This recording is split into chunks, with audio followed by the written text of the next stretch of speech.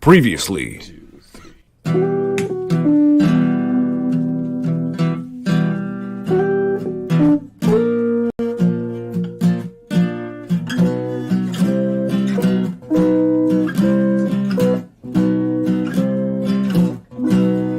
X-Rated, the X-Men Animated Review Show. Happy Halloween, X-Goons. It's our Halloween special here on X-Rated, the X-Men Good start. The X-Men Halloween. Take over for me, Andre. I'm going trick-or-treating. Are you? I'm just kidding. It's Halloween special on X-Rated, the X-Men Animated Review Show. I am your host, Davin Van Skelsing. And with me, as always, on Dracula. Yeah, your names didn't overlap tonight. They overlapped in a good way. And mine is awesome. Davin Van Skelsing. I think Aunt Dracula's pretty good, too. It's all right. It's all right. I almost went with Davula, and I was just like, no. Well, that would work, too. Skelsing, that's perfect. Aunt Skelsing is pretty good. Happy Halloween from Sam. Happy Halloween, Sam. All right. Well, we're here because Halloween is the best time of the year. We're here to review Uncanny X-Men 159 and X-Men Annual number 6, as they are the Vampire Storm issues. And we all know that I love Storm on this show. I love Halloween. This is beautiful alchemy here. And on top of that, my probably favorite all-time comics writer. I mean, if you go on the, entirety of their work, Chris Claremont, and my favorite artist, Bill Sienkiewicz. This is going to be a glorious time. So here's the covers here. Oh, and I also throw the X-Men Classic cover up there. Check that out, Andre, just because it's gorgeous. Oh, yeah, the classic covers. Mike Classic Mignola. X-Men reprint. That's Mike Mignola of Hellboy. Looks like it, doesn't it? No, it is. It says in the corner. It's down Mignola. there in the bottom. Yeah, he did work he did work there as well. Oh, yeah. So that looks great. And, of course, the Sienkiewicz cover on the actual issue there looks amazing. Hi, Lulu. Lulu says hi, Andre. Hello, Lulu. I'm trying to get back to the issue in the... And, of course, we've got Annual number 6, another Sienkiewicz cover there. It's just gorgeous stuff. This is going to be a feast for the eyes and the brain here. It's like the brain. It's Halloween candy in so many forms here tonight. Yeah, no, it's pretty cool. It was fun reading this. There's actually, I wouldn't call this comics, I find it hard for comics to be scary, in quotes, because nothing, it's like reading a horror novel. They don't really scare you in the sense that something's going to pop out of you like a movie can, because it actually can surprise you. But there's some generally creepy moments. There's one particular one in the annual that I liked a lot. But yeah, it was pretty great. It's a lot of fun. I'm just trying to get back to this. If we've seen the Universal monster movies. Of course, yeah, most of them. Yeah. I just watched Abbott and Costello Meet Frankenstein for Halloween, which is a really, really fun movie. I gotta watch that. It's a blast. You got Bela Lugosi back as Dracula for the only the second time. He's only been Dracula in 2 movies, the original and that one. He's played Frankenstein as many times as he's played Dracula. yeah, and then Glenn Strange, the second most famous person to play Frankenstein, plays the creature. And you got Lon Chaney Jr. back as the Wolfman, playing the same character, Larry Talbot. And you even have a brief cameo from Vincent Price doing the voice of the Invisible Man, which is very funny. So that's good casting. Actually. It's a great little series. That's funny. It had a pretty cognizant story too. Like Dracula wants to use Frankenstein, but Frankenstein's a little too willful, so they want to get Lou's brain to put it in the Frankenstein monster so that he's more docile and kind of easy to sort of manage. So it's pretty funny. It's pretty funny. Yeah, one time a few years ago, I just posted on Facebook or whatever. I cast the X-Men with the actors of the Universal monsters, and I had Oh, what? Why didn't we do that? That would have been so much fun for us to do. Well, we're gonna do something like that tonight. No, in our extracurriculars. But that one I already did. I had Lon Chaney as Wolverine and Lugosi makes sense. And Karloff as Magneto and Xavier. Well, of course. And yeah, so it was all pretty obvious. So it's was Karloff Magneto or Xavier? I had him as Magneto.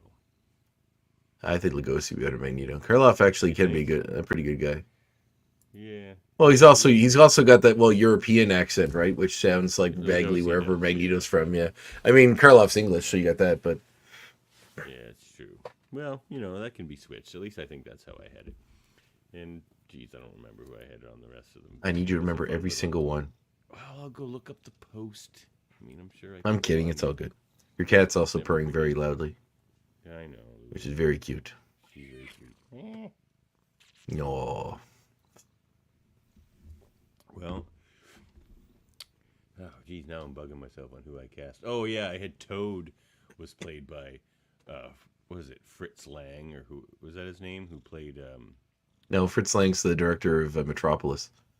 oh, Fritz something. It's the guy who played Igor, or not Igor, but the original one, because Bela Lugosi played Igor. Oh, Fritz was his name in the original one. Yeah, Fritz, the guy who. But I don't know played what the that. actor's name I was. forget his name. Yeah, I had him as Toad.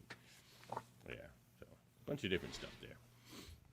But we'll do a game similar to that in extracurriculars tonight, so that'll be fun.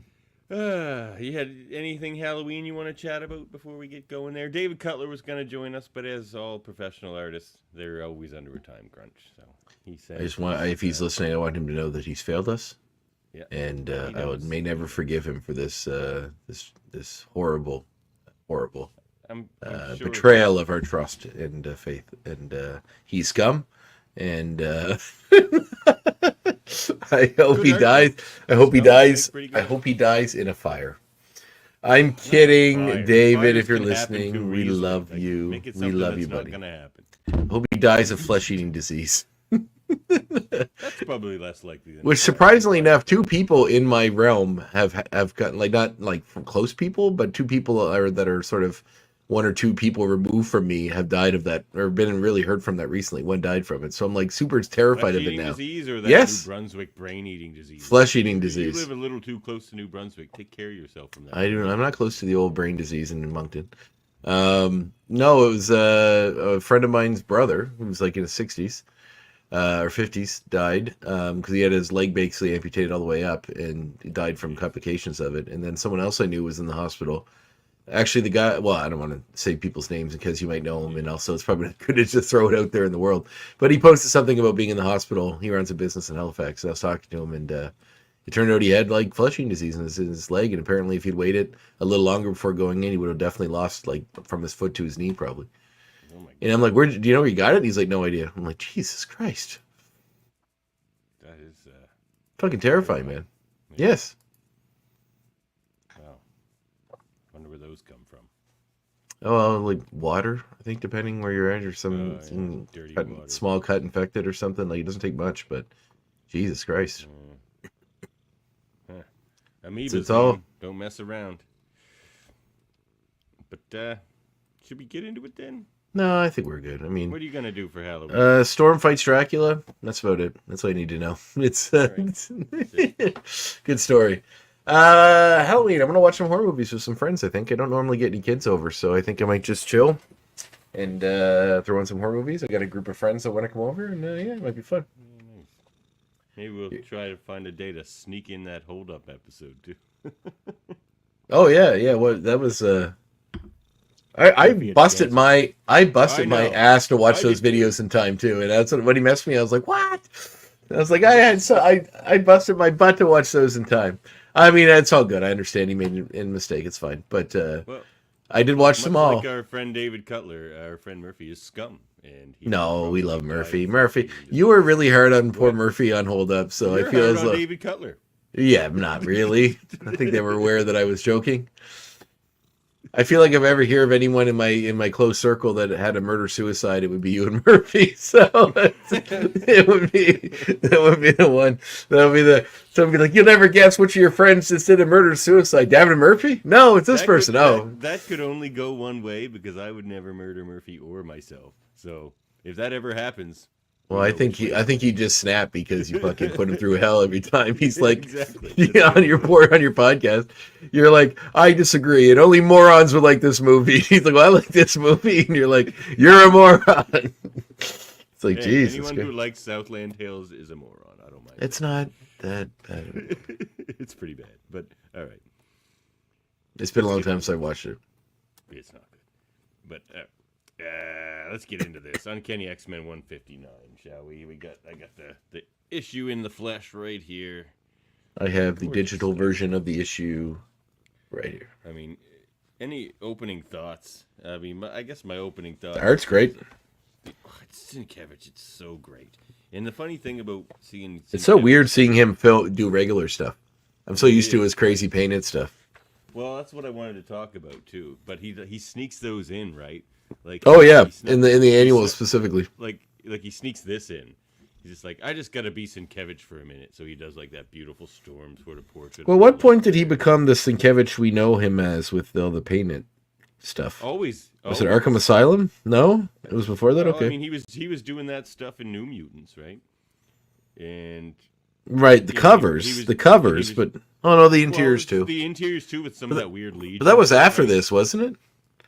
Yeah, well, yeah, but that's what I think. I feel like they did this, and they're just like, is there? Or he would maybe even he said it. I don't know. Is there something I can be a little more Sienkiewicz on or something?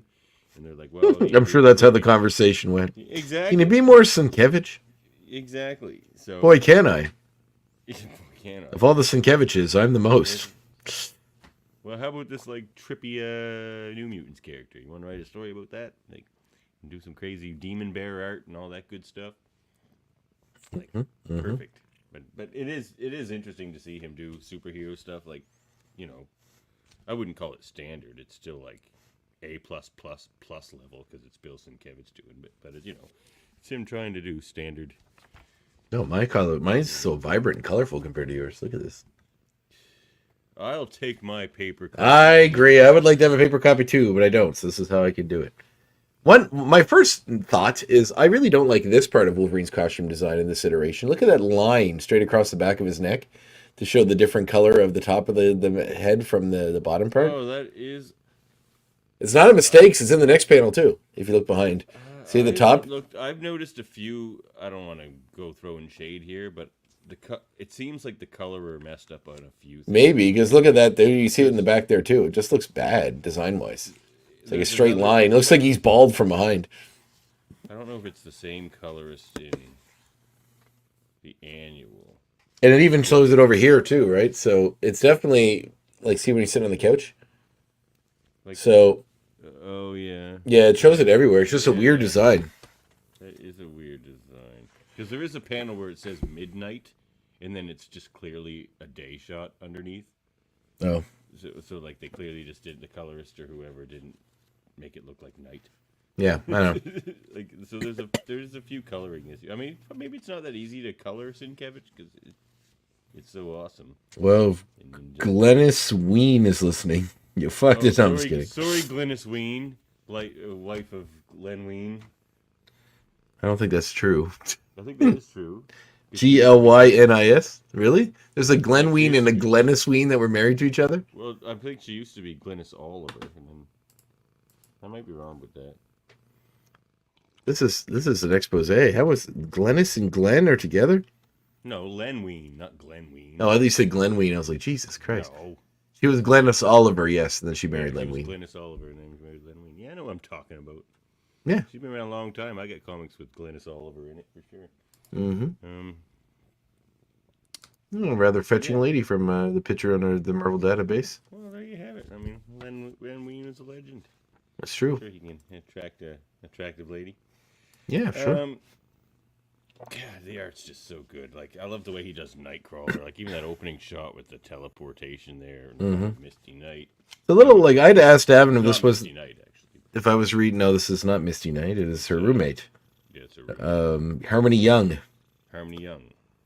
So the X-Men are busted. Well, let's just go through it. So the X-Men are busting in this apartment, surprising this woman because they're going to look at meet Misty Knight.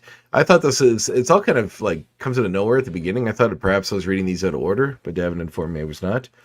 The Uncanny was always like that during the Claremont area. They would just open up with like the middle of a story, kind of. Yeah, it always just picked up. Like the Claremont era is like one story. It's just like there's not a lot of separation between issues. Like they all start like that. Like I've heard some people that kind of knock him for that, but I don't know. I think it's no, it's cool. It's so, like we read the second page, you kind of get what's going on. It's ahead of its time. Yeah. So we found out that Wolverine basically goes off to get a beer. They find out who this woman is. She's the roommate of Misty Knight, and they're like ready to leave. Wolverine just starts stealing her beer. Basically, yeah. He's gonna go find all her beer. And he's like drinking several of them, it says. So he's like just into it. Slowly, because he only has 6. So it's like a really slowly 6 beers late. Drank 6 beers later. I'm gonna say what 159 here.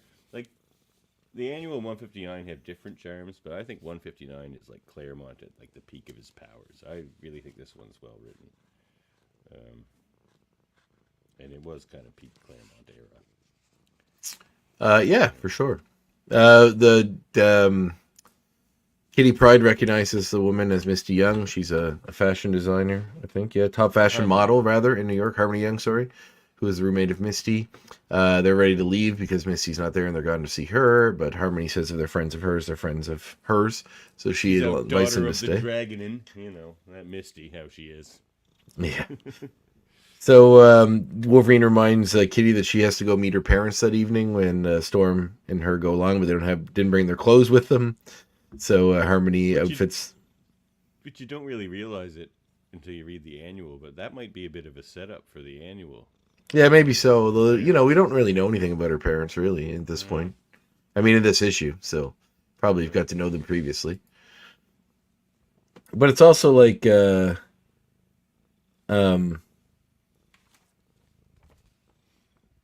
so basically, she's getting ready to go, and then Aurora didn't know Aurora's going to go with her, and then, Harmony gives them their clothes. We get a little side clip of Havoc and Cyclops hanging out in the desert, where Havoc's been training to use his powers better. And their dad is, of course, visiting. I'm guessing they've recently been reunited at this point with Corsair. But it's only like that. It's like maybe a page and a half. We see what's going on with them, and that's it for this issue. So that's classic Claremont stuff too, right? Because there's so many characters, and that's what's great about the X-Men. I like that in X-Men storytelling because they're just so many characters they're following around, but it all comes together in like. The big climaxes or the crossovers. Yeah, no, it's pretty cool. Yeah. And I gotta say, this is peak X-Men for me too, because if you count Cyclops, who is in this book, this is my 6 favorite X-Men characters on this roster. Yeah, it's pretty great. It's like a really classic version. And it was cool that they did the throwback in X-Men 97 to all their costumes. This is pretty much, I was thinking about it, and I was like, pretty much all the costumes they wear in that are from this run, so... Wouldn't it be funny if 97 they gave Wolverine that funny yellow back of the helmet kind of thing you're talking about? I hope not. Or Colossus shows up in the classic costume like that. That'd be cool. Yeah, that would be cool. I don't think he never really had the costume in the 97 series, did he? Because he was always just being a Russian guy that just was wrapped up in some story. Yeah, I don't think he did. I imagine they'll deliver that at some point too. Yeah. What if they introduce Kitty eventually as well? Who knows, in a different way. I hope it'll just have to be in like an adult version or something. Yeah, but you'll hate it because it's not exactly like the comic. Well, she's an adult in the comic. Not when she first joined the X-Men. She weren't. I already can't have pure. I don't want pure like the same. I know. I just tease you because of your dogmatic love of Wolverine stature. That's right. So, Kitty gets back from... Jackman's going to be there till he's 90 now. That's right, till you're 90. There's rumor that there might be a secret Deadpool Christmas special coming out.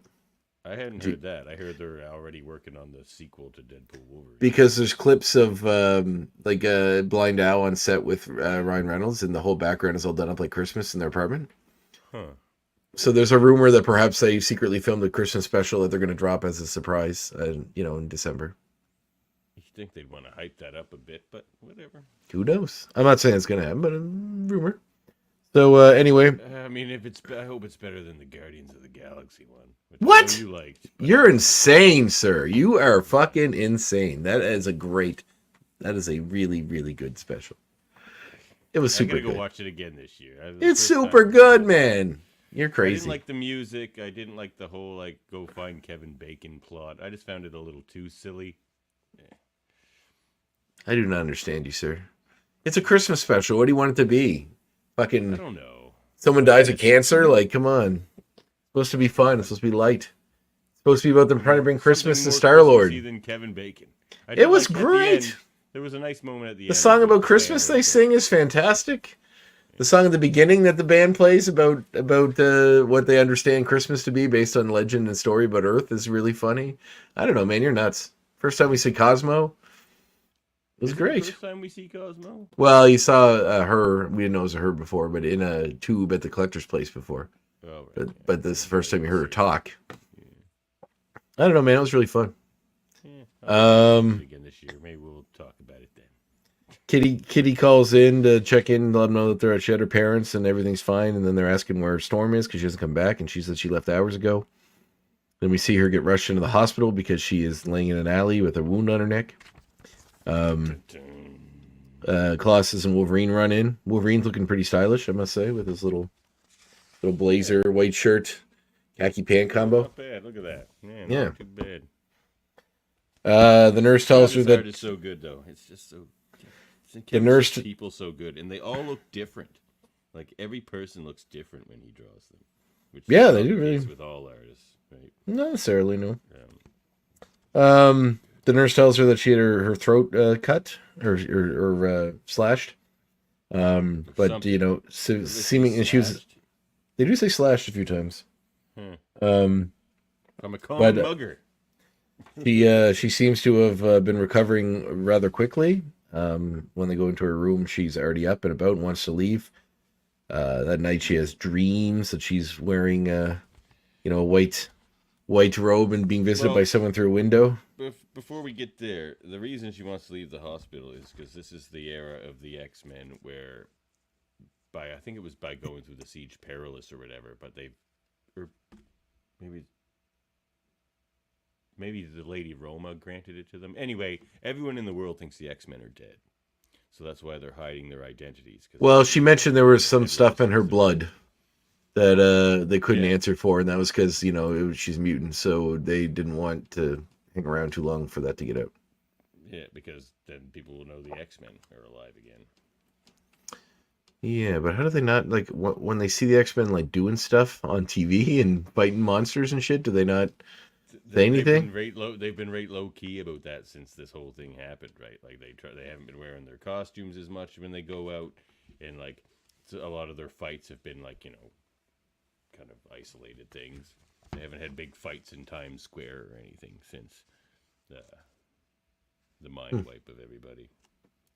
How often has the entire world been mind wiped, do you think? I don't know. They did it they made it so everybody forgot who Spider-Man was. They did it, I think, so everyone forgot who Tony Stark was at one point, because that's why Spider-Man went to him before to do the same thing. Yes, a lot of times the whole world gets wiped. It's almost as if people write themselves in corners, and then other writers try to write themselves out. What? Almost. Who told you this? I mean, I'm not 100% sure, but it just seems. I mean, Who you've been talking to over there on the Graphic Histories? Just got a hankering, With such nonsense. Somebody, obviously, somebody's telling me some things. Was it David Cutler? No, he hasn't been in the show in a while. Okay. All right. So then, Storm, is having some gnarly dreams. They come in. This is where we get that great image that gets a little more Sienkiewicz. Oh man, it's beautiful. Kitty gets back, and the X-Men toward the Storm's seeming weird. I gotta say, Gail Simone made a post the other day, and I agree with her 100%. She's just like, sometimes I feel like there's like a million great artists in the world, and Bill Sienkiewicz looking down at them all from the peak that he like is perched upon. Man, like, I don't know, he's one of a kind, man, Bill Sienkiewicz, especially when you get into his painting stuff. Like, if you just follow him on the social medias, he's constantly posting the portraits he just paints of people, and they're just stunning and gorgeous. Yeah, they're also interesting. Nothing's like basic. Everything's just Sienkiewicz. Sienkiewicz. That's awesome. Sienkiewiczified. Like my Guardian. Can you see those? Maybe I'll pull them off the wall later. But I got my Guardians of the Galaxy set of Sienkiewicz paintings that I won at Fan Expo over there, and they're pretty great interpretations of those characters. Yeah. Like Groot looks like a horror villain. It's pretty cool. But, Bills and Think cookies. if he did the portraits of them from this holiday special, maybe you'd like it. Yeah, I would. So yeah. So then Kitty checks in on Rogue, or Storm, who is kind of anemic, and the light is sensitive to her. She has a new scarf, a new fashion scarf that has a stylized D on it. Yeah, which She loves me. because her visitors appeared to her. There's one interesting fact about Storm. There's one interesting fact about Storm from the annual I want to bring up too. But then Kitty's recognizing the signs of her being perhaps turning into a vampire, because like the Kitty Star of David necklace is bothering her as well. No So one else has noticed this. They just think she's sick. yes, but then after Kitty Wolverine leaves, Storm. just thinks she's like giving up on life. She's just like she just wants to die now. Wolverine's like, let's let her. Yeah. Then she's visited again in the night by the person that is making her this way, who is Dracula, of course. Kitty, suspecting that Dracula had some hand in what was going on, because Dracula is a known figure in the Marvel Universe, appears dressed. I love how Kitty like took time to go dress in her in like a Indiana Jones. in her Indiana Jones / vampire hunter outfit with a cross. The cross, of course, does not affect Dracula because it only works if you're a believer. She's a Jew. He does call her a Hebrew. He does. And then attacks her, but then the necklace on her throat, when he grabs her by the throat, the necklace burns him, so he drops her and runs away. Storm, of course, hits Kitty out of the way because she wants to follow her master, because she's being under his influence, and runs off with him. They return to that theme a lot, too, about like being a true believer. Yes. Different artifacts work. Yeah, they do. They do a good job of playing it up with everybody that's here. Yeah. Also, as Wolverine, we'll come to learn in the comic, Wolverine is not a believer. So his dabble into religion, his dabble into religion in the X-Men '97 cartoon, perhaps may not be. If you lived Wolverine's life and you were religious, you believed in God, you would hate God, because Wolverine's seen a lot of torture and pain and. No, you should hate humans. Suffering and According to the Bible, it is humans that do that, not God, Davin. He has a grand plan, and it's all for all of us, but somehow we're still allowed to just murder and rape and kill each other whenever you want. It's all part of the grand plan, but he loves you. He loves you. Right, and if you get raped and murdered... 10 minutes. He loves you, but if you're raped and murdered, it was all part of his plan. But he still loves you, just remember that. So... Kitty lets the group know what's going on, shows them the scarf, saying that maybe they want to try to track her. Serenity was here last night during the trivia game, though I'm being called out on my return hat. That's all right. That's true. I can't believe you wore the same outfit 2 days in a row, Devin. That's how embarrassing. Right. I have another costume. No, you wear that one all the time, too. No, but I'm just going to put a twist on it. Ready? You going to wear the hat on top of it? No. This is going to be good. Ready? Okay. Pirate Wolverine. Who am I? I'm Yarverine. Yar. Jesus Christ. Yar, Bob. Disgusting. We be pillaging and, plundered? Keel Harley on the yard arm. Yar. No? Jesus. Okay. All right. So they use Wolverine to try to track down using her senses, but there's like a horrible fog that's kind of going around. It comes with Dracula. They manage to track him down to a giant castle in the middle of Central Park, which seems to be okay. Is there a castle in Central Park I'm unfamiliar with? What? Is that where that was? Is that what's happening here? Oh, wait, there they are. She says, I know we're in Central Park, but where are we? Unless you keep your voice down. The castle is a couple miles uptown, I'll have you know. In Central... She says, I know we're in Central Park. So it must be some of the castle moves. I guess so, huh? Because they call it Belvedere Castle. Okay. Interesting. I didn't catch on that for some reason. Are you reading these books, man? What's going on here? I must have just glossed over that. But actually, Belvedere Castle is a castle in Central Park in New York City. So there you go. Boom. Done. Yep. He's just taking up residence in Belvedere Castle in Central Park. Belvedere, apparently Dracula is wherever he goes, he needs a castle to stay in. I never heard of this castle in Central Park before. If you Google it, reading X-Men. It says Belvedere Castle is a folly in Central Park in Manhattan. Wikipedia, I use X-Men comics from the 80s. to learn my information. But then you don't There's learn different what Belvedere ways. Castle is. You just learn that it is there. You don't know anything about it. You don't learn that it has exhibition rooms, an observation deck, That the probably weather is in station. 160. That probably gets picked up in Uncanny 160. Where you It does know not. about Belvedere Castle. I highly doubt that. Read- no.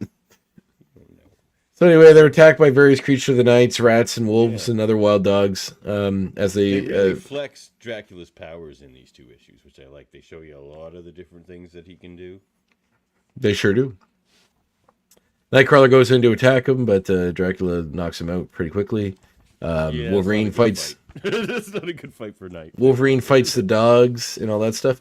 Do you remember when we had a Great conversation? fight for Wolverine. It is a great fight. Do you remember when we had a conversation a while back, and I made a joke about how,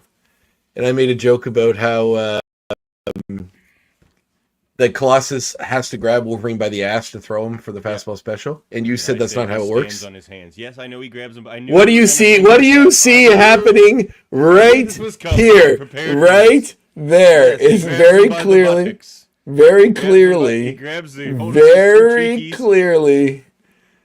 That is how the fastball special is done, sir. Because I just like to I'll point tell out, you I was why. very I'll tell happy you the and validated. difference. No. They do both. And I'll tell you the difference. When he's going for a high lob, he stands on his hands. But Dracula's standing right in front of him, so he can't do the jump thing. And he just... That's the difference. Regardless of what the reasoning is, it's very clearly, very, very clearly. So much, in fact, it's a big old handful of Wolverine butt. You can't see the thumb of Colossus either, so we don't. That's true. We don't know where that's true. He just sticks it in. Exactly. Wow. Oh, jeez. This is quite an Are episode. we scrutinizing this issue too in depthly? No, we're having fun. That's the point of the show. Okay. So Wolverine. Damn it, Pete. Wolverine gets fastball special at him, and he just turns to miss. So Wolverine just lands on his face.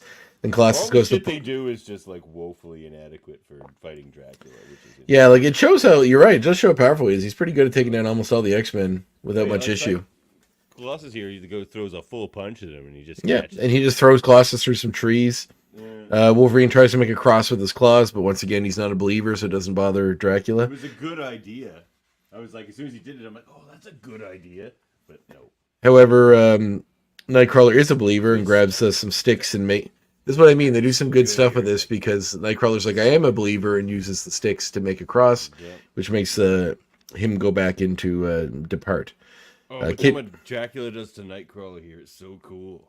This is so good. And the art is so good. It's hard to... It doesn't really come through on the camera so well, I guess. But Kitty finds Storm, and Storm's under Dracula's power and ready to attack her, but Kitty believes that the good... jumping ahead. How am I jumping ahead? What he does to Nightcrawler there. So he starts chasing Nightcrawler with lightning bolts. So wherever Nightcrawler keeps teleporting, and as soon as he rematerializes somewhere, a lightning bolt immediately comes down at him. So he has to keep teleporting. So he's just running away from these lightning bolts by teleporting until he's getting exhausted doing it. So it's he has a conundrum about to happen here.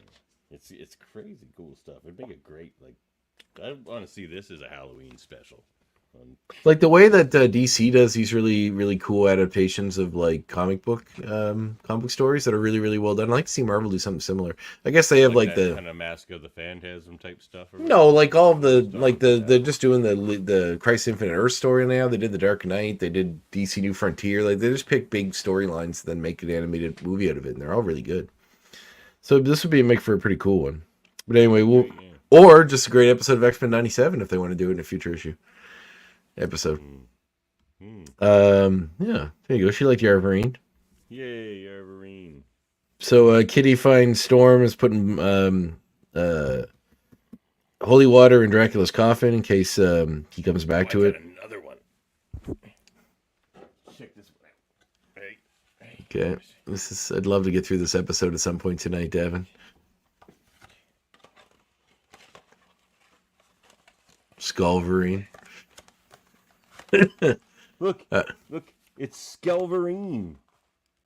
You still can't. Real Skelverine. You can't even help yourself by saying Skell because it's your last name. Skullverine works just as well. Didn't work so good. That one didn't work so good. It's all right. If you put it underneath that mask, it'd probably be better. Oh, wonder if that'll work. All right, I'm gonna try Skelverine again. You keep going. We're trying to. This is some great audio podcast right here. Well, you're supposed to be talking. Yeah, I know, but it's 200. It's distracting watching you put Oh, this no. fucking What mask. did I do? You got the. Oh my god. Yeah. Here we go. Skelverine. All right, let's see this. Much better. It's like, yeah, this it looks kind of like one of the Marvel Zombies. Me. This is Very actually nice. pretty good. This might have to be my Halloween costume. There you go. Done. Skelverine. You owe me $10 for the idea. I'm back. All right. I'm back, So baby. Kitty's gonna stake Storm. Storm's gonna attack her. Kitty doesn't want to kill her friend. Kitty doesn't mess around. She's like, oh, Storm's a vampire. Gotta kill her. Gotta kill her. Well, no, she does mess around because she drops the stake and says, "If you're gonna kill me, then I'll let you do it." That's true. That's true. Because she's appealing to Storm's inner humanity.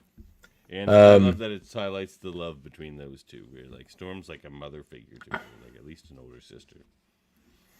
That's true. Storm reappears shortly after to join Dracula and find the X-Men, but then we find out it's a ruse, as she has broken power. Her love of Kitty has overpowered Dracula's control over her, and she gets in a big aerial battle with Dracula in bat form, Yeah, Dracula goes in bat form in this one. like in an anthropomorphic bat form. He looks a lot like Man-Bat here, actually. Yeah, But I like that he's like a dark blue or like a black color, which is cool. Yeah. While they're fighting, he kind of crashes through the window of a restaurant that's on the top level of the floor and takes a woman as a hostage. He says, but then rip this cow's throat out. And Storm says that she'll never be a slave. She was born free, and she'll remain free. And Dracula says that in all of his journeys, he's never tasted someone with blood quite like hers. She has rare strength and qualities that attracted him to her, and as she has bested him, he will allow her to go and free her of his control. He even bows, because Storm can make anybody bow. Dracula, Doctor Doom, Storm is the peak. He says, "I knew from the moment I tasted your blood that you were a woman of rare beauty, rare courage, rare strength. These qualities attracted me to you. Now they have defeated me. When I lived, I was a prince. You were one of my handful of women I've met since worthy of being my queen. I offer worlds beyond imagination, Aurora, but I cannot force you to accept them. You have earned Dracula's respect, and hence your life." He also calls her Wind Rider a lot. He does, yep. She gets that a lot in these older issues. He says, "You'll never find me unless I want you to," basically, and flies off. And then Moira calls freaking out. Yes, that Xavier's taking a turn for the worse. I don't know what's going on with Xavier at this point, so He's in a coma. oh. Well, he's taking a turn for the worse. Worse than coma's pretty bad. Yeah, coma's not great. Coma's not great. No. Well, yeah, that's this one. Do we want to give this one an X rating, or do we? Sure. How do we want to? Are you want to? Well, yeah, sure. Are we gonna do the two stories together, or do you want to do it all individually? They're kind of separate stories in a way. They pick up from each other, so why don't we do them separate? Sure. I mean, this one, I loved this one. I probably like this one a bit better than the annual, so I'm going to give this one a 10 out of 10. It's Storm, it's Halloween, it's Dracula. It's so well paced. Like, all the time cuts are perfect in this issue. I mean, this is Claremont at the peak of his powers. Bill Sienkiewicz, I mean, I don't think his powers unpeak. He's just, like, the best artist probably on planet Earth. So, 10 out of 10. I'm glad we picked this, because I was, like, eating it up. Like, Yeah, it's really fun. It's a really fun little Halloween comic and a good horror read. And it's just, the art is so beautiful. It looks weird, all like bright on your kit, on your thing there, though. Like, It's very colorful. So it's the they iPad Pro. Remaster all those like digital ones, don't they? They look really nice. Because like the covers often shine, but the way they make the interiors, like they must redo it. It's not dot matrix, right? They might have to, I guess, or maybe I don't know. They use AI or something. Who Is knows? it just brightened dot matrix? What does it look like? Oh, it just like solid colors. Doesn't look like dot matrix at all. So yeah, wow, they're redoing all these. I wonder what the original colorists think about that. This is my drawing tablet, so I do my drawing on. Look. Speaking of Halloween, check out my What's going on there? Creature from the Black Lagoon print I did. You did that one a while ago, right? Yeah, I did, yeah. It's just still on Yeah, here. that's really good, though. I like that one. I like that one a lot. Yeah, and I recently did a Spider-Man. Did I show you guys this one, the Spider-Man Venom one I did? Yes, you did, but it's, man, one of your best ones. That's amazing stuff. Your Spidey there is top notch. I drew that on a plate. Yeah. Yeah, I got to do some more. Gotta get back into drawing comics. Especially his face. Yeah, I like how the face turned out too. It's a great Spidey face. I miss the days where they used to animate him, or they used to draw him so that, like, if his eye, his eyes would reflect his eyes. So one might be they don't small. do that He's getting anymore? not really that I've noticed. I always thought that was cool. My favorite because it made no sense, but I don't. No, it think didn't at all, but I has liked so it. much I still liked it. personality. Yeah, it did, matches 'cause- his personality as a character so well. Yeah, I agree. Yeah, Oh, I'll give it a 10 as well. It's a pretty great comic, it's pretty great. I must say. Man. This was man. Yeah, like I'll show you this up close, like the color. Like, see, there's no dots. It's just it must be all recolored. Yeah, it must be. Huh. I wonder if it says it somewhere. If you were to look in the credits of your issue there, if it's like we retouched. I think you can view the details. I can't figure out the controls on this thing very well. Because there's like a way I gotta figure it out. There's a way to get the details or like the menu to come up from the top, but I don't know how exactly. Okay.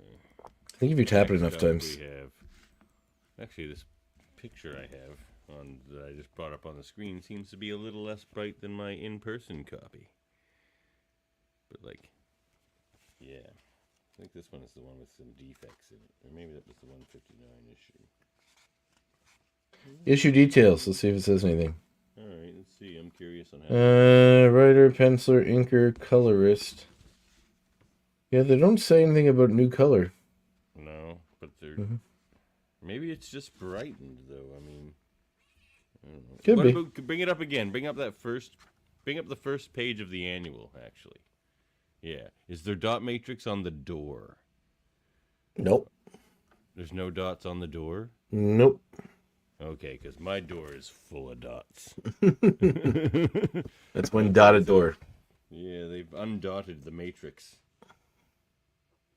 So, my favorite thing, a little spoiler, I guess, maybe, but my favorite thing about this issue is the Rachel Van Helsing arc.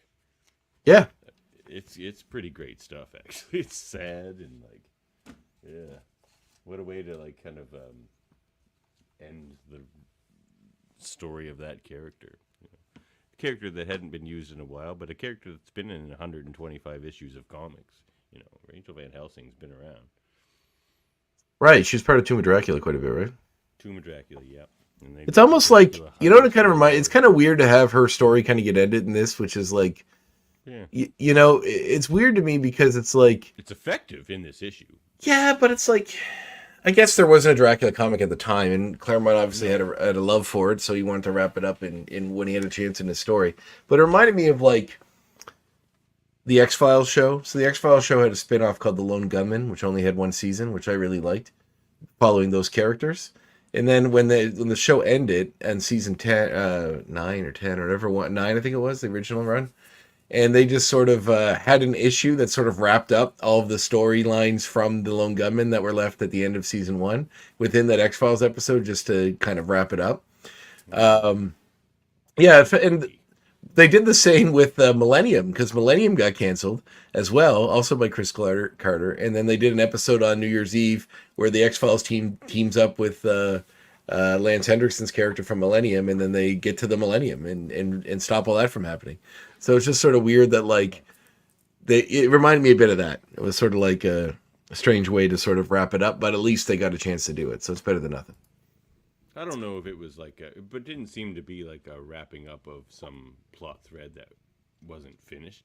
It's just like she's kind of moved past that, where we pick up with her and she's just like a teacher and she's trying to move. Well, I mean, this still does end the story.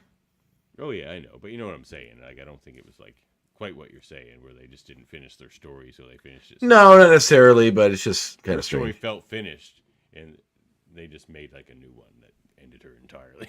But we'll talk Yeah. about that. Yes, yes. So, The X-Men yeah, books were Serenity's first introduction to the Marvel version of Dracula. And thought it was done so well with these issues. I agree, Dracula's cool in these issues. well, they did revisit it later. There's a whole storyline with Dracula and the mutants like a few years ago, wasn't there? In X-Men comics, maybe like 10 years ago. It was a while ago now, but wasn't there like a whole Return of Dracula storyline? I think you're right. I think there was. Yeah, it's this whole big story arc. It was like across a bunch of Yeah, bunch of rounds anyway. I think you're right about that. And had something to do with Wolverine's blood. Yeah, I think so. Dracula had the long white hair and the ponytail and all that. Yeah, like the Fear Itself Dracula look. That's when they first brought that look out, I think, in the Fear Itself story. Which All right, so pretty cool look. we see at Bard. Skin and stuff. Like they make him look more like a demon. We see at Bard College, Rachel Van Helsing is asked by somebody if she is related to the Van Helsings of Dracula lore, and she tells them that that's all a myth. It's a bunch of bullshit. You kidding? Then quietly tells herself in a thought balloon that yes, of course, she is related to the family, and she's the last living member of the line, but the vampires are all dead. Here's a theory. Like it's probably unrelated, but I feel like this was Marvel's way of pushing the Van Helsings aside to make the Bloodstone family sort of their main. That was a while before they got to that, wasn't it? I don't know. The Bloodstones have been around for a while. There was like Ulysses Bloodstone, and like eventually you end up with Elsa Bloodstone. But like I don't know. So like, there's it's a two weird theory, but like no, there's more. Two Bloodstones. No, there's more Bloodstones. But I don't know. I feel like because now you don't see Van Helsings used in Marvel at all. They just use the Bloodstones for that role, like the monster hunting. Well, it's probably because they're more interested in using characters they have the rights to. Dracula's public domain, so anyone can write a Van Dracula Helsing story. Must be too. Yeah, he is. So anything from the Dracula book would be public domain, meaning anyone can use Dracula, which is what Marvel got away with. But also, because Dracula, I guess, is a more interesting character than Van Helsing. He's just a monster hunter, right? So yeah. But yeah, anyway, so then she's visited by Dracula and surprised by that, of course, that he's still alive. Then we cut to Kitty having a meltdown because her parents just called to tell her that they're getting divorced. She has a real childlike reaction, and then runs in and slams the door and is all terrible. Goes through all the child like stereotypical thoughts of such. They do some interesting stuff with color. Was it like? There's some interesting stuff with color here to show rage. Like, see how she's got the red on top of the yellow? I was about to bring that page up. Yeah, it looks really, really cool. Far more vibrant on yours, so maybe you should be throwing the images. But well, that's fine. But anyway, then she falls asleep, basically. I love these images on the next page of Storm. Like that's what I'm going to get to, because that's my favorite part of both these issues. Gorgeous. Gorgeous stuff. So basically, she wakes up from her. For a second, this had me. I'm like, oh my god, Storm's actually going around and she's biting the shit out of everybody.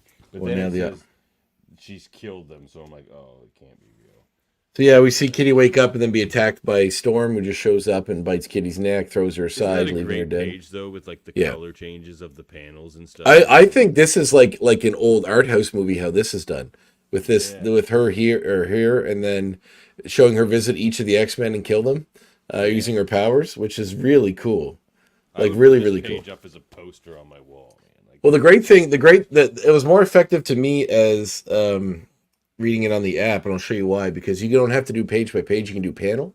So when you swipe, it does this, and then shows murder. Then it's like that, and then the next murder. So it actually is pretty cool that way, in a way that it's like really like a 70s horror movie that has a really art house grind to it. I thought it was really, really neat. That is a cool way to kind of... Yeah, so then we see her becoming a full monster, turning into a bat creature, going to fly off to find Dracula. Storm, look, I'm attracted to Storm in pretty much every way you can imagine, but not as a bat. Storm, well, she doesn't have breasts. She kind of gets a more regular form. But anyway, she runs off to Dracula and kisses him. And then we realize two things. One, she's dreaming. Son of a bitch, that Dracula. One, she's dreaming. And two, Storm sleeps naked, which is a fun fact that I thought you might appreciate. She's mostly naked when she's in her room. She's in, like, So she realizes it's a dream and runs in. She realizes the dream and runs in and checks in on Kitty, sees she's still okay. Then decides that Dracula must still have some hold over her, even though he said he didn't, and flies off to go find him. Summoning her. Kitty sees her do Look that. at these old like printer errors I got, like where like the page must have got yeah, folded during the print. yeah. I had a few comics back in the day that had some fun stuff like that in it. I bought the first appearance of Hobgoblin, a Spider-Man comic, and I was so excited. And then I got home and found that it was from a guy who was selling it at a con in like St. John. And when I got home and opened it, several of the panels had been cut out. Pair of scissors. Somebody must have made a collage or something. My Fantastic Four number 47 has like an ad cut out, like somebody had to cut out the coupon or something. But like I didn't care because that's like a super expensive book, and I got it for like $6 because of that. Yeah, so, like, I was like, absolutely. I don't care.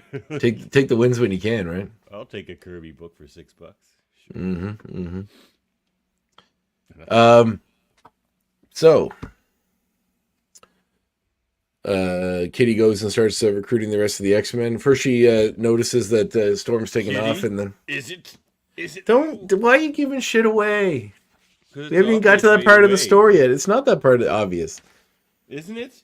No, She's it's like, not. what is happening here when she's just like, she's like, look into my eyes, and he's just like, no, Kitty, no, please. Like, Well, you don't know what happening? you don't know. You don't know that she's seducing him.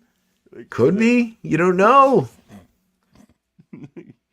It could be that something else is taking. It doesn't necessarily mean she's somebody else. It could mean someone else taking control of her. It could mean a lot of other things. Well, I didn't say it's somebody else. You did. I just said. You said, "Is it?" So Well, anyway, Kitty goes in and does something something to Peter, and then we hear Peter yell. But that's what we get. We see Storm. All that matters. She's like, what happened today is unimportant. He's like, Kitty, no, please. She's like, all that matters is tonight. And he goes, ah.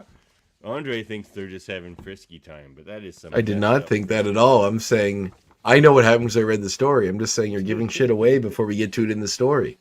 I like this. I know you're excited, but there's a linear story here that we need to walk through as it happens.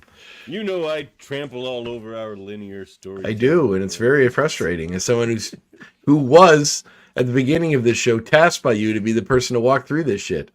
I tried it for 2 episodes. It wasn't working. Remember, I walked us through Night of the Sentinels, and I'm like, I have a really scattered brain. This should not be me. I need you, Andre. That's why I came to you in the first place. I'm like, I want to do an X-Men show, but I can't do that by myself. Yeah, it's kind of interesting that this happened. The genesis of the show happened the way it did. Yep. Anyway, And the rest is history.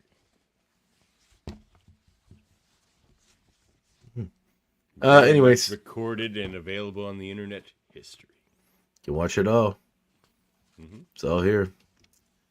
Yeah. So anyway, we see Storm be greeted by Beverly. Her name's Beverly, right? They fucked that up already. What was the name of Van Helsing? Rachel. So who is now Dracula's consort? Yeah, it works. Oh, Rachel Van Helsing sounds weird too. So then Dracula greets her. I like that panel with the candles. Storm and the candles there. Yeah, this is, once again, it's Sienkiewicz art again, and there's some nice stuff. Yeah, it is. It's just so good. Yeah, we find out that Dracula has not relinquished his hold on her, even though he said he did, because it's sort of out of his hands. He needs her basically to help him with something. Did you ever read that DC run? I'm not even sure what it's in because I'm not a DC guy, but there was a whole DC run that was like where Bill Sienkiewicz was the inker for Dennis Cowan. That must have been interesting art. Because like having Sienkiewicz ink your art, I'm sure he would sway it. And Dennis Cowan's great as well. So yeah, something to check out for you DC fans for sure. I'll check out the art. Cool, yeah, I'll have to check that out. Yeah. Maybe it was Green Lantern or something like that. I don't know. Check it out, though.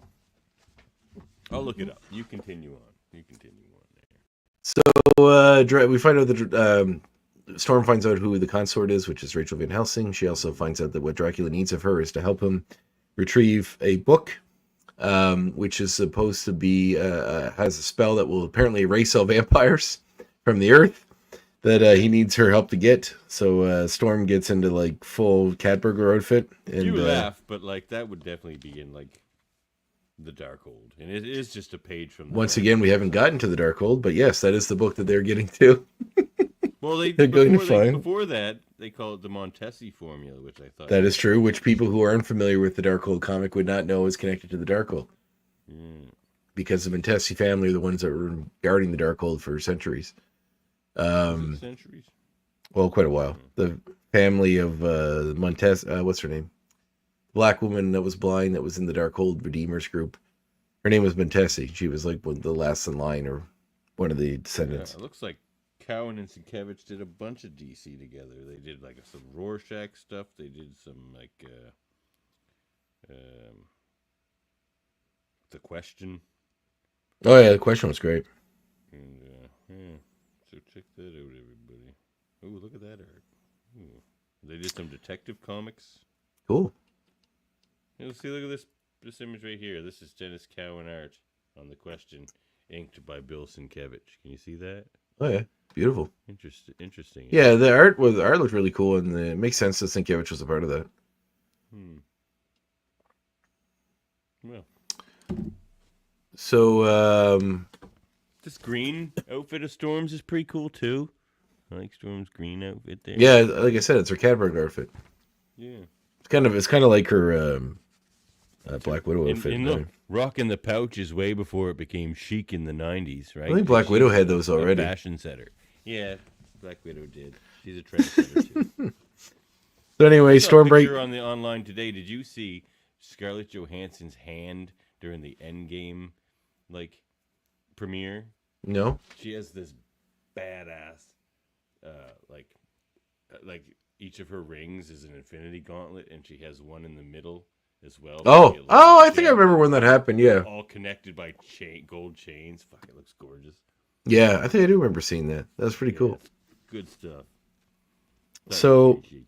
I do. I remember when that happened. Yeah. So they get to the castle where Pendero. You couldn't stop interrupting me while I try to talk just once. Sorry. Just once, for fuck's sake. Every time I start, you cut me off. Just once. I'm excited about Let me get a little bit into it before you cut me off, at least. All right, get a couple pages into her. Thank you. So anyway, Storm breaks into Pendero Castle, which is where this thing is being held, only to be attacked by Kitty and Colossus. Kitty saying that she believes that Storm is under Dracula's power and they're trying to stop her. But they seem like they're Colossus is under Kitty's. He says Kitty commands it when he's asking why he's attacking even her. Worse. He's very much under. Yeah.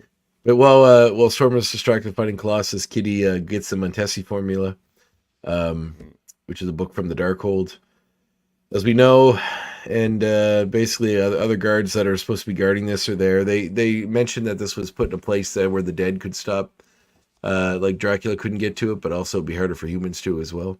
Yeah, it's the holiest place. Yeah, that whole description was good. So they put it on the holiest place in Britain or whatever it is. Mm-hmm. And so I don't know why, but it's some holy hill. So him and Dracula and Rachel, just on the outer grounds there, felt uncomfortable. And they're like, if we get any closer, we'll be in excruciating pain. But then they're like, the people who made this, the funny thing is, it was Rachel that did all this. Rachel set all this up, and then that's what he gets her, but she had a backup plan for that. He's like, in case Rachel ever got taken over by Dracula, and Dracula can always just enthrall humans and make them do his stuff. So then they set up a legit technological security system on top of that. But she even set it up to screw herself out of it in case she was. Yeah, it was really funny. She didn't know any of the security mechanisms or anything. Yeah, it's pretty slick. A bit of writing. Also to show that earlier when he was trying to prove Storm does take an arrow to the back, and she tries to fly off to escape the guards, but gets woozy and is saved by Dracula. Then she has an elaborate right out a window. That is true. Then she has an elaborate dream sequence which she relives her parents' death. I love that shot too of Yeah, it's cool seeing her family because I don't remember seeing pictures of them in comics in the past. So You do, because there's so many comics where she relives this scene. They do that a lot of her, being crushed in the rubble. Like, it comes up a lot. yeah. So Dracula believes that Kitty has the Montesi formula and is ready to turn Storm into a full vampire to help him get it back. Then he's attacked by the rest of the X-Men, who basically Kitty triggered an alarm when she stole the Blackbird and came here with Colossus. So the X-Men followed the tracker in it to get there and figure out wight's going on. Then they have a big old fight with Dracula and this is a cool Kitty, scene. Colossus, yeah, and Rachel. Like, friggin' Dracula grabs this giant spear and just throws it at Cyclops. Wolverine, like, slashes it away. It lands in Nightcrawler's hands, and Nightcrawler teleports with it right on top of Dracula, stabs him through the friggin' heart with it, and then immediately teleports away. It's so badass. Yeah, it's a great fight Love sequence. Love it. So they can't get down to the bottom chamber, and Cyclops uses powers to bust a hole to get down to where the secret chamber is that they escaped to. And Rachel turns to mist. Yeah. Yeah.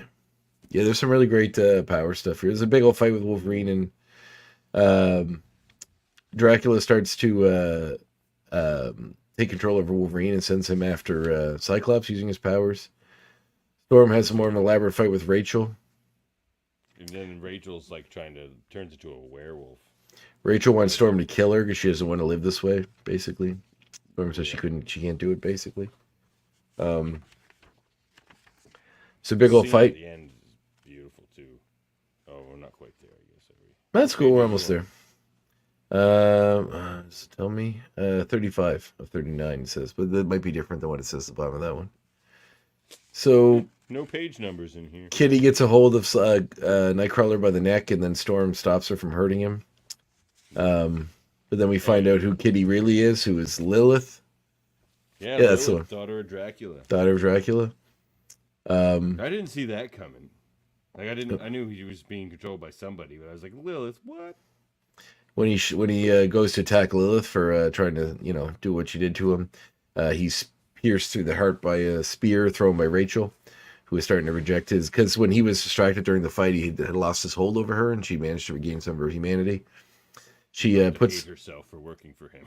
Yeah, so she stabs him through the heart, then pulls out a cross, makes a cross. Oh, that's crazy, man. She melts him into goo. And says that he's not fully dead unless they cut off his head. Wolverine goes to do it, and the castle starts to fall apart, and they have to escape in order to survive. The timing on that, like, of course, he can't. He always kind of tease that he can come back. Yeah, I do. So she says that burning up in the sun, which is what she's waiting to do, is really painful, and wants them to end it with a stake. Wolverine says that he's the guy that does this, so he does it. I love that. That's such a Wolverine story. Yeah. How much they care for each other moment. And that's kind of Wolverine's, role on the team in a way. He wants to take those hits. Well, she says, I know, Storm, I have a favor to ask. My friend's death by sunlight is slow and agonizing. Death's take to the heart is quick. And Storm says, I will. And Wolverine says, no, killing's my profession. He asks if she's sure about it. And then he tells her to come in and hug him, and when she does, he stabs her. I've almost cried. Like, these last few pages of this book are so good. She turns to mist. This is where we find the Kitty is being controlled by Lilith the whole time. Great art, too. Like, she just turns into, like, a skull with mist. And, like, oh, man. And then, she says that because they helped her and her dad, which is what she wanted to do, that they're free, basically. She freed Kitty, and that nobody will be. Doesn't she say that she constantly tries to kill him, even though she knows she can't, but she just says, she needed people to help, which is what they did. So it's so crazy, like this last little like speech of hers. And even later, Wolverine's like looking at the sunrise or the cliff and says it's over, and Storm says, "Is it?" Mm-hmm. Teasing more Dracula stories to come. But as she like disappears, like Lilith, she's just like whispering that like everyone will be fine. She's like, "Oh, don't worry, Colossus will be fine." Yeah. She's like, I didn't take too much of his blood, so he'll be fine. And they're like stormed with Dracula. They're like, up the main series. They're like, with Dracula's death. With Dracula's death, you'll be fine. Storm is frees hold of you. Like she just kind of wraps everything up in a few sentences and then disappears. It's so funny. It's really Lilith, fun. the expositioner. Yep. But all right, you go first on X-rating this one. Oh, You let's know what? give it. Let's play the music. Let's play the tunes. We haven't played the X-rated tunes on the last one. Let's play the theme song, shall we? All right, X-rated.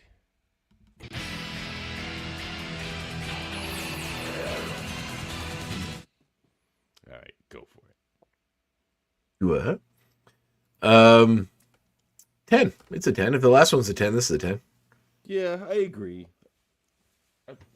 Overall, I think I liked 159 better, but the last, I love that Wolverine Storm stuff at the end, and that fight scene. The last 10 pages of this annual are so friggin' good. But even the whole thing, yeah, agreed. 10. These are great comics. Go read them. Enjoy your Halloween. All right, let's move on to some extracurriculars. Oh, wait. Hold on. Let's stop. You want to do your movie segment? I mean, Screw whatever. it. We'll do extracurriculars first. Isn't extracurriculars? Okay. So here's what we're going to do. We're going to play a little game. I'm going to throw X-Men at you. I'm going to name off an X-Man. So here's the thing. The X-Men have all become actors. They've been bitten by the bug, And so I'm going to throw X-Men at you, and you are going to cast them in an existing horror role. Okay? You understand the assignment? So I could say Wolverine, and you could be like Freddy Krueger, but that's too obvious because of the claws, Okay. probably. But that's the assignment. Think you can handle her? I think so. All right. Let's start with. There's only one place to start. Storm. Storm in a horror role? Yep. Nancy from Nancy. Nancy from Nightmare on Elm Street. Oh, she would just destroy Freddy, but I like it a lot. It's in a dream. You can't use your powers in dreams. Oh, she's just Or can you? the best in every way. Because in the first one, she similar to this, she sort of like gets attacked by Freddy and then learns her thing, and then she comes back in the third one to teach the next generation of kids how to fight him. So it's kind of like exactly. Directed by Chuck Russell. Oh, Dream Warriors is the best one. All right, good one. All right, Cyclops. Cyclops. Aliens. He'd be the one from Aliens. Hicks, the guy that helps out Sigourney Weaver. Hicks is great. Michael Bihn's character. Yeah. That's a good one. I mean, it's arguable that Aliens is a horror movie, but I mean, I would say so. It's more. It kind of not. But I mean, it's got some horror movie I'll elements in accept it. People get killed. I think it's fine. Yeah, I'll accept that. I mean, Alien definitely is. So. All right. Here's one. Beast. Oh, he'd be like in World War Z, trying to figure out how to cure the virus. Not that I particularly like that movie that much, but let's say he would be in. Oh, I know. No. I know. Nope, I know. He would be Lawrence Fishburne's character in Event Horizon. He'd be the one in the ship trying to figure out what happened to the other ship and use all his sciencey shit, and then run into This one might be tricky, but Nightcrawler. Nightcrawler would be in The Prince of Darkness by John Carpenter. It's about a priest that discovers it mixes quantum mechanics for him in that. Yeah, the priest character, played by Donald Sutherland, not Donald Sutherland, Donald Pleasance in the movie. Donald Pleasance. Yeah, it's a great movie. One a lot of people talk about the top of John Carpenter movies, but it's really good. Hey man, Donald Pleasance. Yeah, it's classic. Dr. Samuel Loomis himself. Exactly. Loomis himself. Oh my God, there it is. It almost happens around the same time every time, which is funny. Well, it's always like I had that program shut off this whole time, and I just fired it up for the X rating. Oh, there you go. That'd be why. I shouldn't have done it. Oh well. Oh, I'll fix it one day somehow. I don't know how, but one day. I love how you I love how somebody's sound or something is off. You'll just haggle them forever about it until they figure out what the problem is and fix it. Yet you've had this running problem for months and have not fixed it. I'm not a techie. Uh-huh. I have people I rely on for these things. Mm-hmm. And where's Murphy is right now? Tomatoes and stuff. Sharpening a knife. Want some delicious kale or carrots? Come to my house. But I would like some. I just made a fine pumpkin carrot soup. Did you? I did. Out of a pumpkin we grew, and carrots we grew. Very good, sir. I'm very Yes. proud of you. We carve the pumpkin and we use the insides to make seeds, which turn out really well, like the roasted pumpkin seeds, Yeah. and pumpkin soup. Some of which I might have after this is over because I'm a little hungry. I'm a little hungry too, but I don't have any delicious homemade pumpkin soup. Well, you want to drive down here? I'll give you some. I got lots. I'll think about it. Maybe I'll just make one. All right, let's go shoot some more. Let's go. To pick because it's getting cold. Things are I want to watch horror movie before I go to bed, so I need to. Let's get this rolling. Yeah, me too. I got to finish watching Overlord if we ever do hold up. So, oh, you didn't hit finish up the Murphy. movies. Find a date that you can do it and hit up Murphy, would you? I mean, he just said a date you're free, which means it could be there are many dates I'm free. Like, give me a time. Pick one before Halloween if you can. Jesus Christ. It's Thursday. I know, but it's a Halloween episode. Jesus Christ. No, I can't do it Thursday, so I don't know. I'll figure it out. I can't do it tomorrow either. Wednesday. Yeah, I guess that could work. It's supposed to be on Wednesday, so that could work, I suppose. All right, I'm telling Murphy. I rescheduled it for Wednesday anyway because I had to reschedule it for someday. I didn't want to make the event again, so let's just do it. All right, let me think of another good character to throw this way. Oh, here's a funny one. Arcade. Oh, Saw. He's Jigsaw. Kind of obvious, but it's the right choice. Sure, yeah, 100%. Yeah. Apocalypse. I knew you were going to throw that one at me, and I was already in advance in my head trying to think of what one it would be. I mean, like the Mummy or something seems like an obvious answer. Monster. Oh, the Mummy's kind of obvious. Because but I feel like I'm more like something when someone's trying to raise like a god or something from another dimension. So there's a really weird movie that I really like called From Beyond, done by Stuart Gordon, who did Reanimator. That's a Lovecraft thing, familiar. where it's Jeffrey Combs. Jeffrey Combs again. Jeffrey Combs and Barbara Crampton, and they like patch through to some universe and opens up some weird like. I don't think that's enough. There's gotta be something weirder, like. He could be like in fucking The Cell or something. No, well, yeah, that would be interesting, but no. That would kind of work too. Movie. But it's got to be like some elder god thing, almost like a Cthulhu-y eldritch horror thing that's like buried away and then comes out a little bit.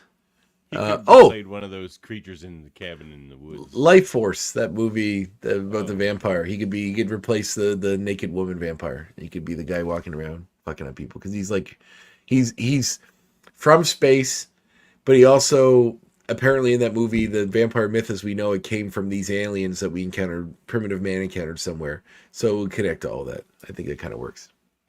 I'll throw a couple more at you because this is a fun game. Okay. Gambit. Something with like zombies, because like Creole zombies, because of the connection to like Haiti and the French and all that stuff. I walked with a zombie. Yeah, that would kind of work, but I don't know. And who do you? I echo your sentiments with that movie. By the way, I kind of loved it. It's pretty great. Yeah. There's I know it's I don't know who he'd be in it though, and I've actually never seen it. But there's a Sam Raimi horror movie called The Gift with Cate Blanchett, where she has psychic powers and takes place in like Louisiana in the bayou. Keanu Reeves plays the bad guy in it. But that one, he would probably be the good guy in it. I don't know the good guys. Let's just go with that. All right. Magneto. Overlord. He would be. He could be someone who is exposed. I'm digging that movie, by the way. It's a good movie. 2/3 through it, but man. I actually Wyatt Russell, who is the guy in that, the main guy, like Kurt Russell's son. Yeah, he's in a show. He was in a show that kind of got him noticed called Lodge 49. I've been watching. If you haven't seen it, I think you would really like it. It's it only had 2 seasons, but it's kind of about secret societies.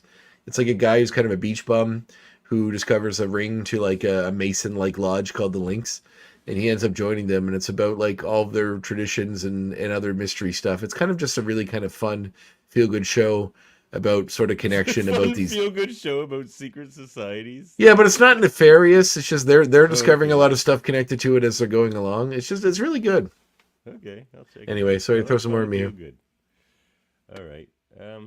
And Bruce Campbell's in the episode I'm just watching right now before this started, so there's that too. Interesting. Sabretooth. Oh, it'd be like He's like Jason. Pittsburgh. Friday, He's like Friday the 13th. He's the guy in the woods killing people. Yeah. Just He's, pick a psycho murderer. he's Jason in Friday the 13th. He just wants to be left alone in the woods. Teenagers keep coming around. No, Sabretooth doesn't want to be left alone. He's actively wanting to. Yeah, but he does some pretty sinister ways of murdering people. It's not like he's just, he seemingly enjoys it because he goes through some pretty interesting lengths to murder people in funny ways. So, Jean Grey. Carrie. Perfect choice. You're good at this game. I like this game. Let's get weird with it. Beak. All right, well, there's a new Swedish horror movie called Hatchling, which is about a girl who's finds an egg in the woods that hatches into some weird bird creature that starts like sort of manifestingly attacking the things in her life that are causing her a lot of stress. It's an interesting movie. I haven't actually seen it yet, but let's just say he's what comes out of the egg. Okay. All right, last one just to break your Morrison brain. Phantom X. Oh, jeez. Well, He's what's like a too convoluted to even what's be in a horror what's a movie. fun movie? What's a fun movie where like someone from a government The agency Matrix. kind of runs afoul of something? That's not a horror movie. The what one? Right. So I said I'm trying to think of a fun horror movie where someone's like part of a government agency but sort of like he's like a spy and he kind of walks into something horrifying and gets wrapped up in it. Sort of Cabin in the Woods-ish, I guess. Yeah, I wouldn't go that far. It'd be something like Minority Report, but that's not really a horror movie either. Give me a minute to think about it. Yep. Mm-hmm. Something like one of these psychological horrors, right? Yeah, probably like something being the Criterion Channel, one of those sort of horror movies. Horror movies. It's something. There's something on the tip of my tongue.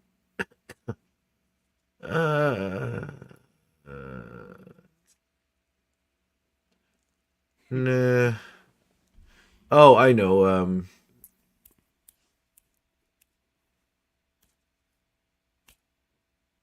What is that movie? Give me a minute. We've stumped him. No. I mean, I could just say anything and you wouldn't know. But let's see. Phantom X would be fun because he's sort of an outsider when he comes to town. And so, oh, you know what I put him in? The Fog. Okay. He would be Tom Atkinson's character. He comes to town. He's just trying to get away, and then gets wrapped up in this crazy pirate ghost conspiracy. It's a great movie. The Fog was okay. I thought I'd like. I'm gonna slap the shit out of you if you talk bad about The Fog. Well, you've heard my hold up episode on that. I just wasn't as impressed with it as I wanted to be. Well, you're crazy. I like Fog. I like Lighthouses. I like John Carpenter. I was like, this is gonna be the shit. And It's pretty great, man. You're crazy. I'll go back and watch it again. It just wasn't scary. Like it was kind of atmospheric and whatnot, but I don't even know if I'd go so far as to call it a horror movie.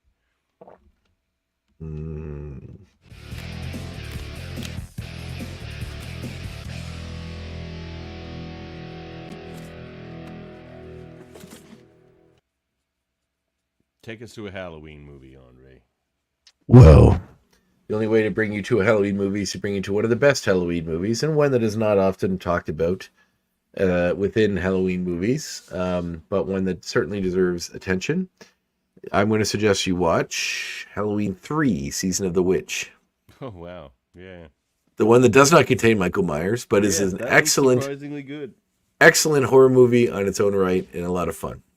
It was supposed to not be a Michael Myers Nope. series. John Carpenter, basically his plan was that Michael Myers' story was done in the first two movies. Then he wanted to make the Halloween series an anthology series. So every year it'd be a new horror movie with a new concept that, would completely devoid of the previous one and would explore all kinds of fun, interesting new stuff.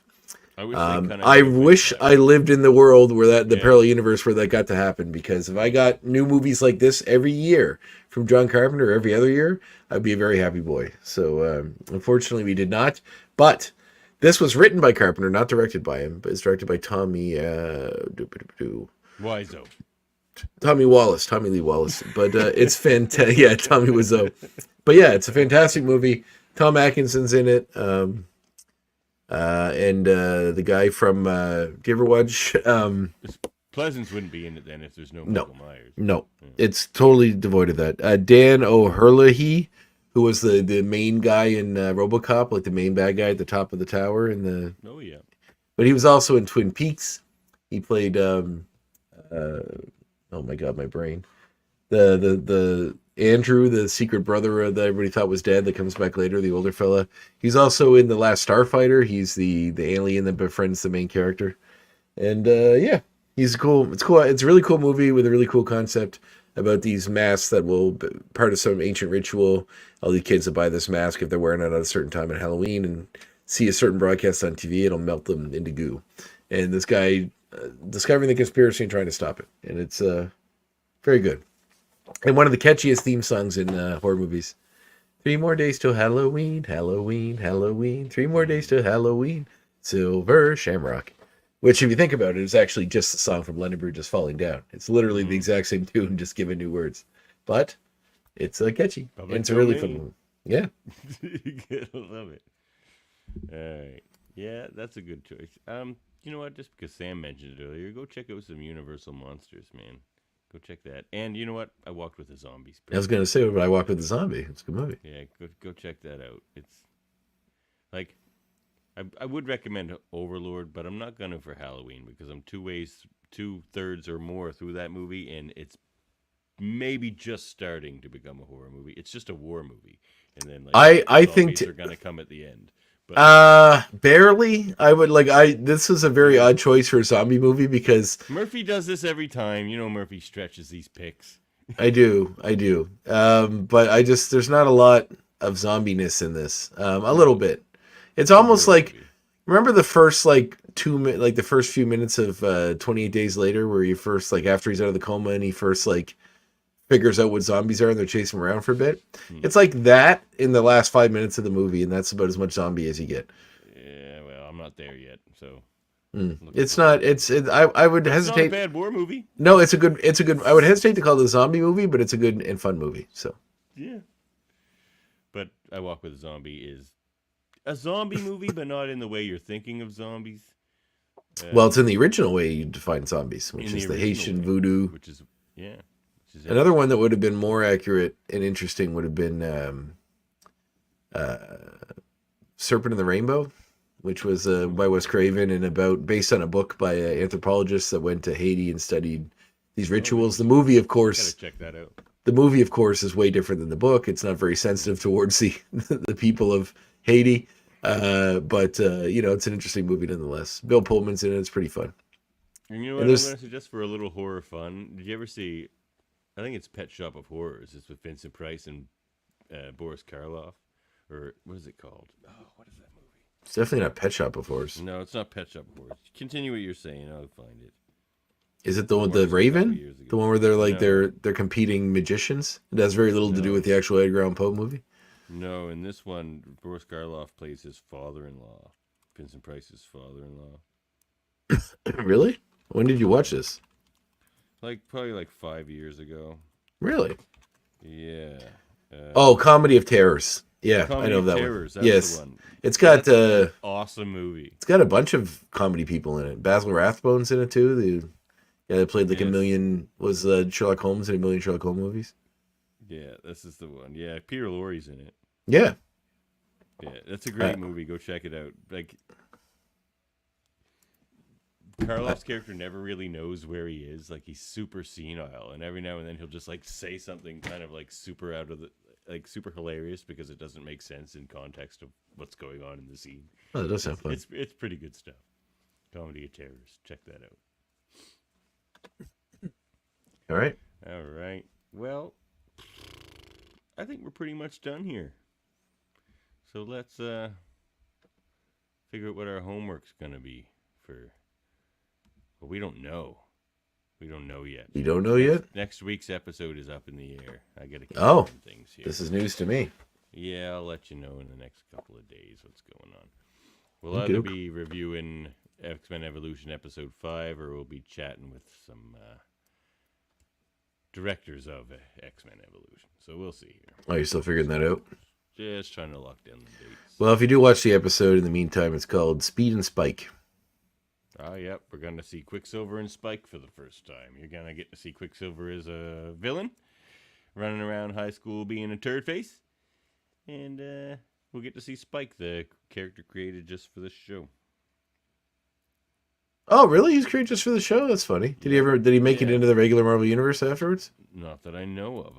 Interesting. It's one of the things I want to ask Frank Poor and Stephen E. Gordon about is kind of what they were told about this character, what was the impetus of creating it, that kind of thing. So, yeah. We got some interesting stuff coming up here on X-Rated, the X-Men animated review show. Sure do.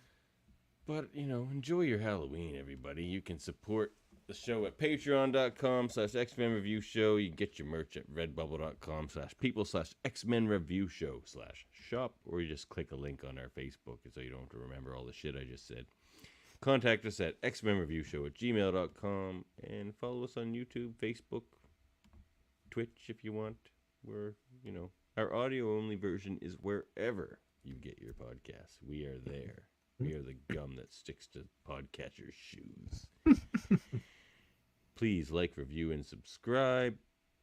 And check out ufpodcast.com if you want to check out our whole network of podcasts, such as The Graphic Histories Podcast.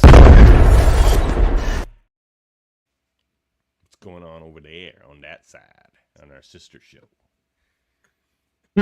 Yeah, bunch of stuff. A new episode just dropped with Stefan Petruccia, who is Great episode. He worked on the X-Men comics from Tops, if you remember those when you were youngin, as I do. Tops did a lot of stuff back then. Yeah, they had Power Rangers book, they had all kinds of shit, which is pretty cool.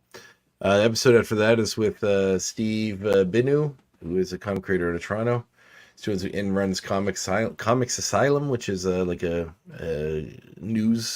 comic news website, which is pretty cool. And Lulu. And then after that, we have my cat's coming in too. It's almost like you could sense Lulu. Can you hear Lulu? Well, I probably can't. But Lulu she isn't me. Ripley or whoever's from. It's Lebowski. He's the one who usually comes and visits. Ripley doesn't really come in when I'm doing these. Sometimes she does. When Lebowski's in, she'll follow him. She likes his little shadow. Follows him everywhere. And then after that, it is Mark McKenna, who was an inker, mostly inker, but started out as an artist for Marvel. And we have a long chat about.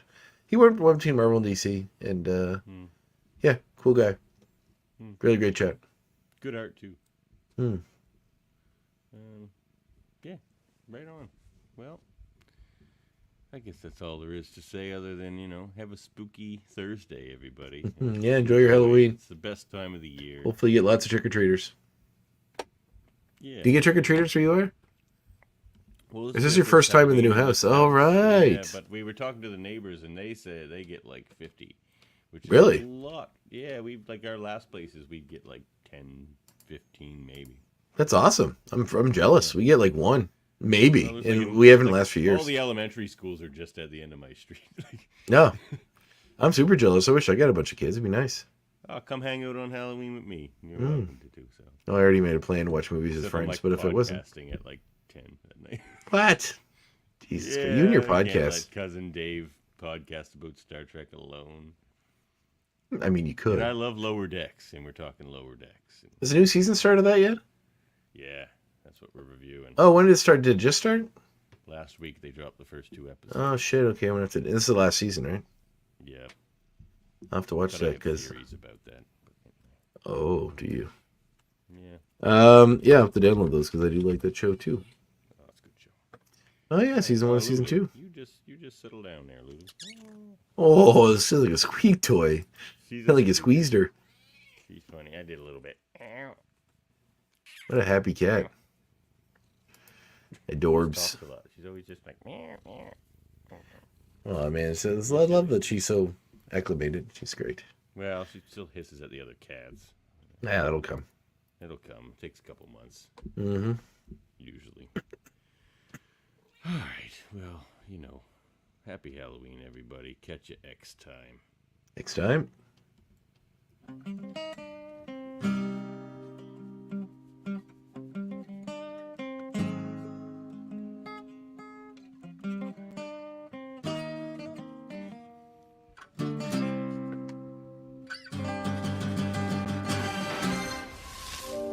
Beam up some Star Trek content with Live Long and Podcast.